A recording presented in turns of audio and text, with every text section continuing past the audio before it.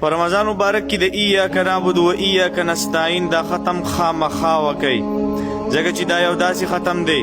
په دې باندې ما مخکې هم یو ویډیو جوړه کړې وه او زنانه ته رینګ کړی و چې دا وظیفه ما د خپل زوی دپاره شروع کړې وه، دپاره دی چې الله تعالی وله سرکاري نوکري ورکړي. وایي په څلېرویشتمه ورځ باندې الله تعالی زما واورېدله او الله تعالی زما زوی د دې وظیفې په برکت سره په سرکاري اسپتال کې نوکر کو. دا وظیفه تاسو د قرضونو د ختمېدو لپاره هم کولی شئ، د بیمارو ختمولو لپاره هم کولی شئ، د رشتې لپاره هم کولی شئ، د کاروبار میلاوېدو لپاره هم کولی شئ او د نوکرۍ میلاوېدو لپاره هم کولی شئ. او د دې وظیفې زما نه طرفه تاسو ټولو مسلمانانو ته اجازت دی، ځکه چې اجازت په وظیفه کې ډېر لوی اثر لري. مثال کې د پر د مار او د لړم دم دی، د دې دم اجازه چې تا ته میلاو شوي نه نو تا ته په صرف ثواب میلاویږي، کار به نه کوي. دغه شانې په وظیفه کې اجازت ډېر لوی اثر لري. نو زما نه طرفه تاسو ټولو مسلمانانو ته اجازت دی په دې شرط باندې چې تاسو تر اخره پورې دا ویډیو وګورئ او په اخره کې زه تاسو ته یو خبره کوم، په هغې باندې عمل وکړئ. وسره راځو ختم طرف ته چې ختم په کومه طریقه باندې کې بالکل اسانه طریقه ده.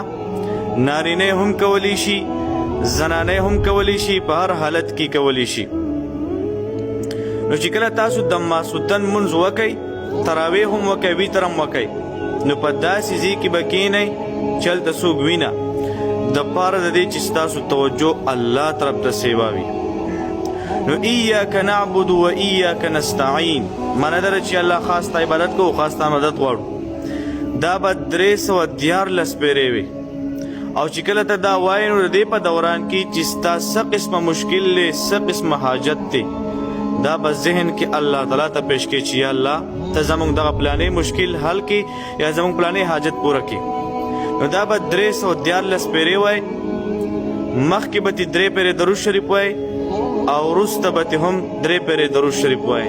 دا ختم به تاسو د 1 ورځې پورې کوئ او دا ختم د رمضان مبارک سره خاص نه دی.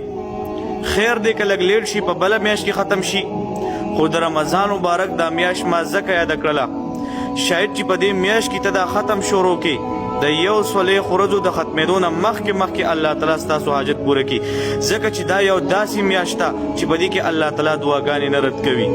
او تاسو ته ما په شروع کې ویلو چې د دې وظیفې زما تاسو ټولو مسلمانانو ته اجازت دی په دې شرط باندې چې تاسو ته دا ویډیو تر اخره پورې وګورئ او تاسو ته زه یو خبره کوم، په هغې باندې عمل وکئ، نو زما طرفه تاسو ته اجازت میلاو شي.